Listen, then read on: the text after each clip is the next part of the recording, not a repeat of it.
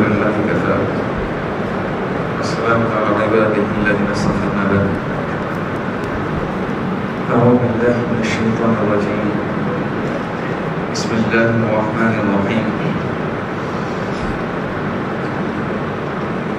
والعصر إن الإنسان لفي خسر إلا الذين آمنوا وعملوا الصالحات وتواصوا بالحق وتواصوا بالصبر.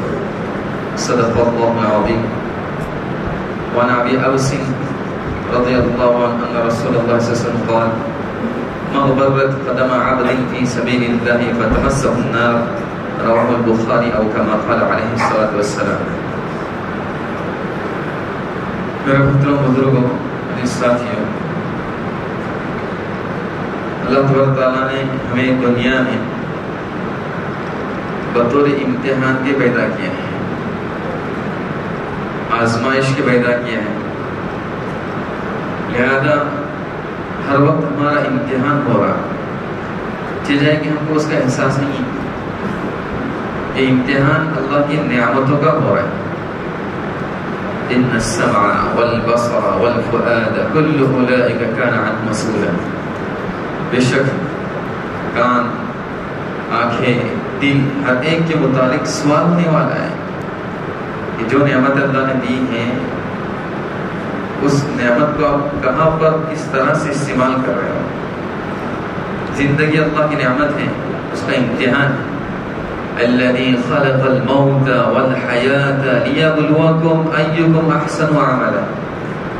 جس نے زندگی دی، موت دی، تاکہ تم کو آزمائے کہ تمہیں سب سے اچھا عمل کر کے کون لے کے آتا ہے. یہ زندگی بھی اللہ تعالیٰ کی طرف سے بطور امتحان کے ہے. وقت یہ اللہ تعالیٰ کی طرف سے بطور امتحان کے ہے، جس کے اللہ نے قرآن میں قسم کھائی: والعصر ان الانسان لفی خسر. زمانے کی اللہ قسم کھا رہے ہیں، وقت کی اللہ قسم کھا رہے ہیں. اللہ تعالیٰ جس چیز کی قسم کھاتے ہیں اس کی عظمت کو بڑھاتے ہیں. اللہ تعالیٰ جس چیز کی بھی قسم کھا سکتے ہیں. ہم تو صرف اللہ اس کے صفات کی، قرآن کی قسم کھا سکتے ہیں. ہم ماں کی، بیٹے کی، بھائی کی، دکان کی قسم نہیں کھا سکتے. ہم تو صرف اللہ کی اور اللہ کی صفات، رحمان جو صفات ہے اس کی قسم کھا سکتے ہیں. لوگ کسی کی بھی قسم کھاتے رہتے ہیں، تیرے ماں کی قسم، تیرے باپ کی قسم، جو ہماری شریعت میں اس کی اجازت نہیں. اللہ تبارک تعالیٰ جس کی چاہے قسم کھائے، تو اللہ نے یہاں پر وقت کی قسم کھائی. والعصر ان الانسان لفی خسر. زمانے کی قسم کھا کے اللہ فرماتے ہیں کہ انسان بڑے گھاٹے میں ہے، ٹوٹے میں ہے، خسارے میں ہے. یہ اللہ تعالیٰ کیوں کہہ رہے کہ انسان گھاٹے میں ہے، ٹوٹے میں ہے، خسارے میں ہے؟ اللہ تھانوی رحمۃ اللہ علیہ بیان قرآن میں فرماتے ہیں باعتبار تضییع وقت کے انسان خسارے میں ہے. انسان کو جس مقصد کے لیے وقت دیا ہے اس سے ہٹ کر اپنا وقت گزار رہا ہے، ضائع کر رہا ہے. ہمارے اکابر اس طرح سے گزرے ہیں کہ ایک لمحہ بھی ان کا اللہ کی یاد سے، اللہ کی ذکر سے غفلت میں نہیں گزرتا. روٹی کھانا چھوڑ رہے، ستو پھانک رہے ہیں. یہ ستو ڈائریکٹ نگلا جائے گا، روٹی کو چبانے لگے گا، چبانے میں اتنا ٹائم جاتا ہے. اللہ والے ہمیں ایسے گزرے ہیں کہ ایک ایک لمحے کی قدر، اور ہمارے گھنٹوں کہاں پر جا رہے ہیں ہم ذرا سوچیں. یہ اوقات، یہ زندگی، یہ تندرستی، یہ اللہ تعالیٰ کی جو نعمتیں ہیں ان تمام کے متعلق سوال ہونے والا ہے. ثم لتسألن یومئذ عن النعیم. پھر کل قیامت کے دن تم سے نعمتوں کے متعلق پوچھوں گی. 3 دن کا فاقہ، 3 دن کی بھوکے، اس کے بعد کچھ نعمتیں ملی کھانے کے لیے. ابو ایوب انصاری یا ابو الہیثم التہیان کے گھر پر اللہ کے رسول صلی اللہ علیہ وسلم ابو بکر ہیں، حضرت عمر رضی اللہ عنہ، بڑے بڑے صحابہ اللہ کے رسول کی خدمت میں حاضر ہو کر کیا کر رہے ہیں؟ کھانا نوش فرما رہے ہیں. پھر اللہ کے رسول کھانے کے بعد فرما رہے ہیں کہ یہ وہی نعمتیں ہیں جن کے متعلق اللہ تعالیٰ کے یہاں سوال ہونے والا ہے. ابو بکر حضرت عمر کو اشکال ہو گیا، ایک تو اتنی شدت کی بھوک اور پھر کھانا ملا تو پھر اس کا بھی سوال، پھر اس کا بھی سوال. تو ہاں یہ وہ نعمتیں ہیں کل قیامت کے اللہ تعالیٰ ان کے متعلق سوال کرنے والا ہے. لہذا ہمیں ان کی قدر کرنا ہے. جن کو یہ نعمتیں نہیں ملی ہیں ان سے ہمیں عبرت حاصل کرنا ہے، اور اللہ نے ہم کو جو نعمتیں دی ہیں ان کی قدر کرنا ہے. ان کی قدر کے لیے اللہ کے رسول صلی اللہ علیہ وسلم کو اللہ تبارک تعالیٰ نے نمونہ بنایا ہے. لقد كان لكم في رسول الله اسوة حسنة. کہ تمہارے لیے رسول اللہ صلی اللہ علیہ وسلم نے بہترین نمونہ ہے کہ ان کو دیکھ کر اپنی زندگی تم کیا کر سکتے ہیں، گزار سکتے ہو۔ اللہ تعالیٰ نے صحابہ کرام کو نمونہ بنایا کہ ان صحابہ کرام کی زندگی دیکھ کر اپنی زندگی گزارو تو تمہاری ہر چیز کی حفاظت ہو جائے گی، تمہارے جان کی، تمہارے مال کی، تمہارے وقت کی، تمہاری ہر چیز کی حفاظت ہو جائے گی کہ یہ امت کے نمونہ ہے۔ کچھ نہ کچھ نمونہ چاہیے، اس پر آدمی کیا کرتا ہے، اپنے آگے کی ترقی کرتا ہے۔ بلڈنگ بنانے کی رہتی ہیں تو بلڈنگ سے پہلے ہی نقشہ، خاکہ، پلان آ جاتا ہے، اس انداز میں چاہتا ہے۔ کوئی کہتا ہے کہ نہیں یہاں پر یہ روم چاہیے، یہاں پر یہ چاہیے، اس میں آگے پیچھے کی جاتی ہے بننے سے پہلے۔ ایک مرتبہ بن گیا ختم۔ تو اسی طرح ہم کو جو آگے زندگی گزارنا ہے اس سے پہلے اللہ تبارک تعالیٰ نے ہمارے رسول اللہ صلی اللہ علیہ وسلم اور ان کے صحابہ کو نمونہ بنایا کہ کس طرح سے انہوں نے زندگی گزاری، ان کے اوقات کہاں پر لگے۔ تو سیرت کا مطالعہ کریں گے تو اللہ کے رسول صلی اللہ علیہ وسلم اور صحابہ کرام کی پوری زندگی، اللہ کے دین کی سرفرازی، دین کی نشر و اشاعت، اور یہ دین پورے عالم میں کس طرح سے پھیل جائے اور کس طرح سے پھلے پھولے، اس کے لیے لگ گئی۔ انہوں نے اپنی دنیا میں سے کچھ بھی حصہ نہیں لیا۔ عبد الرحمن بن عوف رضی اللہ عنہ افطار کے وقت بخاری شریف میں ہے کہ افطار کے لیے بیٹھے تھے، اچانک انہوں نے اپنے بھائیوں کا تذکرہ کیا، اپنے دوستوں کا یاد کیا۔ دوستوں میں حضرت مصعب بن عمیر رضی اللہ عنہ، ان کو انہوں نے تذکرہ کیا، ان کو یاد کیا کہ مصعب کیسے ٹھاک کی زندگی گزارتا تھا، اور دنیا سے جب جا رہا ہے تو ایسی صورت میں چادر بھی پوری نصیب نہیں ہو رہی، سر کے پاس کر رہے ہیں تو پیر کھول رہے ہیں، اور پیر کے پاس کر رہے ہیں تو سر کھول رہے ہیں۔ اللہ کے رسول صلی اللہ علیہ وسلم نے فرمایا کہ چادر سر کے پاس کر دیجئے اور پیر پر اسمت کے پتے ڈال دیجئے۔ اور پھر حضرت حمزہ رضی اللہ عنہ کا تذکرہ کیا کہ ان کا بھی حال اسی طرح تھا کہ کس طرح سے انہوں نے زندگی گزاری، ان کی جوانی، ان کی بہادری، ان کی شجاعت۔ حمزہ رضی اللہ عنہ کہاں پر لگائے کہ دین کی سرفرازی، کہ ان کی ذات سے دین پھیلے، اللہ تبارک تعالیٰ کا کلمہ پورے عالم میں یا مجھے بلند ہو جائے۔ اس کے لیے انہوں نے کیا کیا، اپنی زندگی کو وقف کر دیا۔ انہیں میں ہے خالد بن ولید رضی اللہ عنہ، خالد بن ولید رضی اللہ عنہ، ان کا قصہ علامہ ابن کثیر رحمۃ اللہ علیہ نے البدایہ والنہایہ کے اندر لکھا ہے کہ عمرۃ القضیہ میں ان کے بھائی ولید یہ حاضر ہو گئے تھے۔ ولید بن ولید عمرۃ القضیہ میں سن 7 ہجری میں اللہ کے رسول کے ساتھ حاضر ہو گئے تھے۔ صلح حدیبیہ کے موقع پر اللہ کے رسول کو عمرہ کر کے دیا نہیں تھا، ریٹرن کر دیا، واپس کر دیا تھا۔ اگلے سے اللہ کے رسول عمرہ کرنے کے لیے آئے تھے 3 دن کے لیے۔ تو اس موقع پر حضرت ولید بن ولید نے اپنے بھائی خالد کی فکر کی اور ان کو ایک لیٹر لکھا، خط لکھا، اور اس خط کے اندر انہوں نے لکھا کہ ما مثلہ جہل الاسلام، کہ خالد ابھی تک اسلام سے کیا ہے، غافل ہے، اور خالد جیسا شخص اسلام سے غافل ہے۔ اللہ کے رسول صلی اللہ علیہ وسلم نے آپ کے متعلق مجھ سے پوچھا تھا کہ خالد کہاں ہے، میں نے کہا تھا یأتی اللہ بہ، اللہ تبارک تعالیٰ خالد کو ضرور لے کے آئے، یأتی اللہ بہ، کہ اللہ تعالیٰ خالد کو لے کر آئے گا۔ اللہ کے رسول صلی اللہ علیہ وسلم نے فرمایا کہ ما مثلہ جہل الاسلام، خالد جیسا عقل مند، ہوشیار، چالاک، کہ جنگ کی بڑی بڑی بازی خالد رضی اللہ لے کے گئے، اتنا ہوشیار شخص، اس کی ہوشیاری اگر اسلام کے لیے نہیں تو پھر کہاں پر لگی؟ اسلام سے ایسا ہوشیار شخص داخل رہ سکتا ہے؟ اتنا ہوشیار آدمی، اس کی عقل مندی اسلام پر نہیں ختم ہوگی، اس کی چالاکی اسلام کے لیے نہیں لگیں گی، مسلمانوں کے فائدے کے لیے نہیں لگیں گی، تو پھر کہاں پر لگیں؟ بس سوچنے کا مقام ہے کہ ہماری عقل مندی، ہماری سوچ، ہماری فکر، یہ اس کا بڑا منتہا اور بڑی سوچ اور بڑا سمجھے مقصد یہ ہونا چاہیے کہ اس کے ذریعے سے اسلام اور مسلمانوں کو بڑا فائدہ ہو جائے۔ ایک تو انسانیت کا ہمیں فائدہ سوچنا ہے، لیکن جو ہمارا مطمئن نظر ہے وہ کہ اسلام کو اس کے ذریعے سے فائدہ ہو جائے۔ اس کے یہ خالد ابھی تک اسلام سے کیسے غافل رہا؟ چنانچہ حضرت خالد رضی اللہ عنہ کا بیان ہے، کہتے ہیں مجھ کو یہ خط ملا تو خط کی وجہ سے میرے اندر اب کچھ چینجنگ اور تبدیلی آ گئی، اور خاص طور پر اللہ کے رسول صلی اللہ علیہ وسلم نے میرے متعلق سوال کیا کہ خالد کہاں ہے۔ اللہ کے رسول صلی اللہ علیہ وسلم ایک ایک کی فکر کر رہے ہیں، ایک ایک کے متعلق اللہ کے رسول صلی اللہ علیہ وسلم پیغام پہنچا رہے کہ ابھی تک خالد نہیں آیا، خالد کب آئے گا؟ تو اس سوال نے خالد رضی اللہ عنہ کے اندر بے چینی پیدا کر، اور اسی موقع پر انہوں نے خواب دیکھا، اور خواب یہ تھا کہ میں قحط سانی کے علاقے میں ہوں، تنگ علاقے میں ہوں، ضیقہ مجدبہ علاقے میں ہوں، اور پھر وہاں سے میں نکل کر ایک کشادہ علاقے میں چلا گیا۔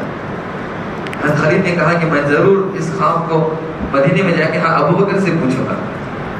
تو ابو بکر صدیق رضی اللہ عنہ اس کی تعبیر یہ کی کہ جو کفر کے حالت میں تو تھا، یہ تنگی میں تھا، پریشانی میں تھا، حالات میں تھا، اور جب تو کفر سے اسلام کی طرف ہجرت کر کے مدینے میں آیا تو اللہ تبارک تعالیٰ نے تیرے لیے وسعت پیدا کر دی، تیری تنگی کو، تیری پریشانی کو ختم کر دیا۔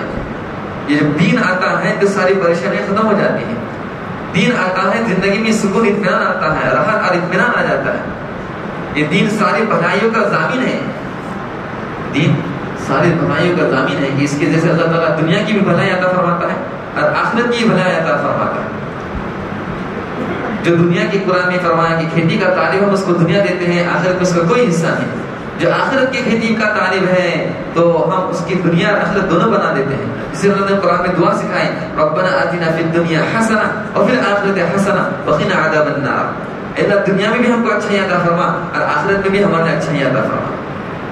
تو یہ دین یہ کیا ہے، اس بات کا ضامن ہے، اس کے ذریعے سے ہر قسم کی سکھ ہم کو کیا ہو سکتے ہیں، حاصل ہو سکتی ہے۔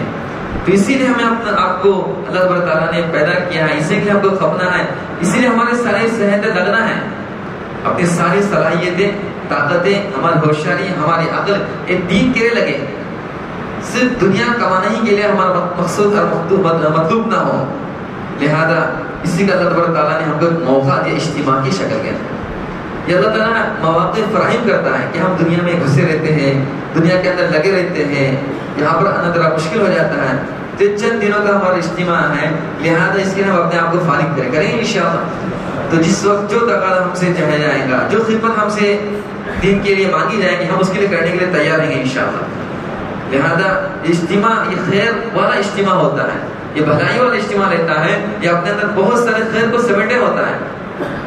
اس کے جیسے اللہ تبارک تعالیٰ فتنوں کو ختم کرتے ہیں، فتنے جو آنے والے رہتے ہیں اللہ تبارک تعالیٰ اس خیر کے ذریعے سے ختم کرتے ہیں کہ اللہ تبارک تعالیٰ کا جہاں پر نام لیا جائے، اللہ تبارک تعالیٰ کا ذکر کیا جائے، اللہ تبارک تعالیٰ کو یاد کیا جائے، اللہ کے دین کی فکر کی جائے، تو یہ باطل یہ تو ہر سمجھ لیجیے کہ تو میں لگا ہوا ہے کہ کسی طرح ایمان والے کے ایمان کو میں سلب کر دوں، ختم کروں، لیکن ہم اس طرح اجتماع قائم کرتے ہیں جس کا مقصد یہ ہوتا ہے کہ باطل کا کلا کم ہو جائے۔ جب الحق زہق الباطل، حق جب آتا ہے تو باطل خود بخود ختم ہو جاتا ہے۔ ان الباطل کان زہوقا، یہ باطل تو یہ کیا ہے، سمجھ لیجیے کہ ختم ہونے والا ہے، اس کی کوئی ویلیو نہیں ہے۔ لہذا خیر آئے گی تو شر خود بخود کیا ہو جائے گا، ختم ہو جائے گا۔ تو اللہ تبارک تعالیٰ نے اتنی بڑی خیر ہم کو عطا فرمائی ہے اجتماع کی شکل کے اندر، تو اس کے لیے میں کیا لگ سکتا ہوں، کیا کھپ سکتا ہوں، کیا لگ سکتا ہوں اور کیا کھپ سکتا ہوں۔ لہذا جس وقت ہمیں ایک کام کرنے کا کہا جائے، یا کہ ہمارے رات کی پہرے داری کہی جائے، یا جو بھی ہم سے کام سمجھ لیجیے خدمت کے لیے کہا جائے، تو ہم اس کے لیے تیار ہیں۔ خالد بن ولید رضی اللہ ابھی اللہ کے رسول صلی اللہ علیہ وسلم کی خدمت میں حاضر ہوئے ہیں، ان کے دل میں جب آیا تو حضرت عثمان بن طلحہ اور عمرو بن عاص کے ساتھ یہ تینوں حضرات اللہ کے رسول کی خدمت میں حاضر ہو گئے اور انہوں نے اسلام قبول کیا، اور پھر کچھ دنوں بعد اور کچھ مہینے بعد خالد رضی اللہ کو اللہ کے رسول نے روانہ کیا غزوہ موتہ میں 8 ہجری کے اندر یہ اسلام لائے، اور اسی موقع میں اللہ کے رسول کو بھیج رہے ہیں حضرت زید بن حارثہ کے ساتھ، ان کے لشکر کے روانہ کر رہے ہیں کہ زید بن حارثہ کو اللہ کے رسول نے ذمہ دار بنایا، وہ شہید ہو جائے تو جعفر بن ابی طالب کو ذمہ دار بنایا جائے، وہ شہید ہو جائے تو عبداللہ بن رواحہ کو ذمہ دار بنایا جائے، اور اس میں حضرت خالد بن ولید رضی اللہ کے رسول نے شریک کیا۔ لہذا تینوں شہید ہو گئے، مسلمانوں نے حضرت خالد بن ولید رضی اللہ عنہ کو کیا کیا، امیر ذمہ دار بنایا۔ بخاری کی روایت میں اللہ کے رسول صلی اللہ علیہ وسلم ان تینوں کا پس منظر وہ مدینے کے اندر لوگوں کو بیان کر رہے ہیں، ان تینوں کے احوال کو مدینے میں بیان کر رہے ہیں کہ حضرت زید بن حارثہ نے کیا کیا، جھنڈا لیا، وہ اللہ کے لیے شہید ہو گئے۔ اب حضرت جعفر بن ابی طالب نے جھنڈا لیا، وہ بھی شہید ہو گئے، ابن رواحہ نے جھنڈا لیا، وہ بھی شہید ہو گئے۔ پھر اس جھنڈے کو سیف من سیوف اللہ کے تلوار سے تلوار نے لیا، اللہ نے اس پر فتح عطا فرمائی، اللہ نے اسے فتح عطا فرمائی۔ سیف اللہ کا لقب اللہ کے رسول صلی اللہ علیہ وسلم نے خالد بن ولید کو دیا کہ کبھی یہ ہٹنے والے نہیں، پیچھے دشمن سے مقابلہ کرنے میں کبھی پیچھے ہٹنے والی نہیں، بلکہ ڈٹ کے مقابلہ کرنے والے۔ ایک مرتبہ ترمذی کی روایت میں ہے اللہ کے رسول نے ابو ہریرہ سے پوچھا کہ سامنے سے کون گزر رہا ہے، تو کہا فلاں آدمی گزر رہا ہے، کہا کہ نعم عبداللہ، یہ کتنا اچھا بندہ تھا۔ پھر پوچھا یہ کون ہے، کہا کہ فلاں آدمی ہے، کہا کہ بیس عبداللہ، بہت برا آدمی ہے۔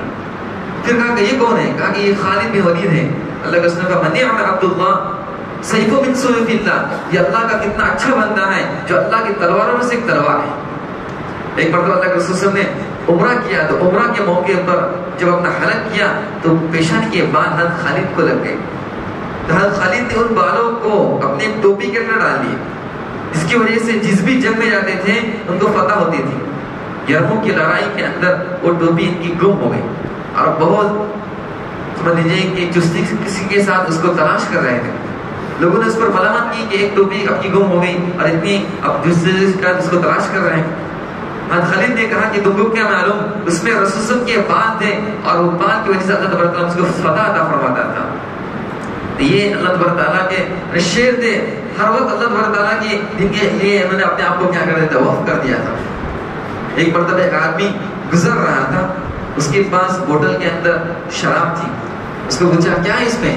اس نے کہا کہ اس میں سرکہ ہے۔ حضرت خالد نے کہا جعل اللہ خلا، اللہ اس کو سرکہ بنا دے۔ جب کھول کے دیکھا تو سرکہ نکلا۔ اللہ تعالیٰ نے اس کو کیا بنا دیا؟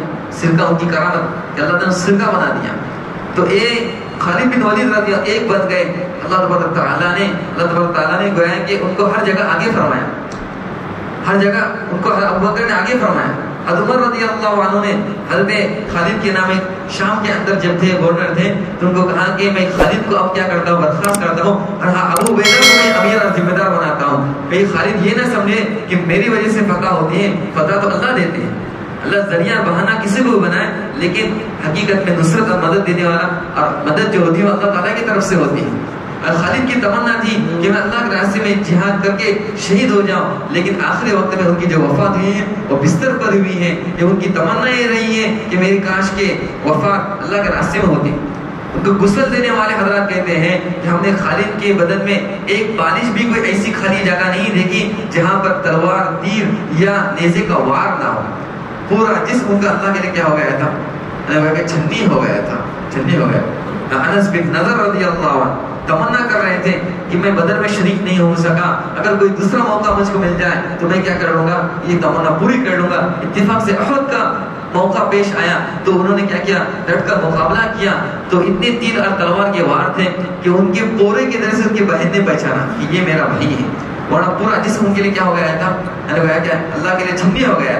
تو یہ مواقع اللہ تعالیٰ نے ہم کو اجتماع کی شکل میں عطا فرمائے، ٹوٹی پھوٹی شکل کے اندر عطا فرمائے۔ تو یہ ہمارے ایک طرح کی کہ سمجھ لیجیے کہ دین کے اندر تازگی پیدا کرنے کے لیے، ایمان میں تازگی پیدا کرنے کے لیے آئے ہیں، تو یہ مواقع ہم کو چھوڑنا نہیں ہے۔ ایک تو اجتماع کی ہم کو جہاں سے اس طرح سے بھی خدمت ہو سکے خدمت کو انجام دینا ہے، کام کرنے کے لیے جس وقت ہم کو تقاضا ہے وہاں پر پہنچنا ہے، اور دوسرا کہ اجتماع کو سمجھ لیجیے کہ ہم کو خیر کے ساتھ لینا ہے، کیونکہ اجتماع کی جو مجالس ہوں گی، اجتماع کے اندر جو تعلیم ہوگی اس میں اپنے آپ کو لگانا ہے، اور اس کے اندر اب حضرت سے خصوصی گزارش کی گئی ہے کہ جمعہ اور سنیچر جو ہمارا اجتماع آئندہ جمعہ اور سنیچر اجتماع ہونے جا رہا ہے، تو کوشش کریں کہ ان 2 دنوں کے اندر اپنی دکانوں کو بھی بند کر دیں، ہم سارے کے سارے اس خیر کو لینے والے بنے، تو دکانیں بھی ہم اگر ہم بند کریں گے انشاءاللہ ہمارے سارے افراد کیا کریں گے، اجتماع کے اندر شریک ہوں گے اور اس سے ہم کو فائدہ ہوگا۔ اللہ تبارک تعالیٰ اس اجتماع سے ہمیں خوب زیادہ سے زیادہ فائدہ اٹھانے والا بنائے اور اس کی طرح سے پورے عالم کے اندر خیر کو پھیلائے اور اس میں ہمارا حصہ عطا فرمائے۔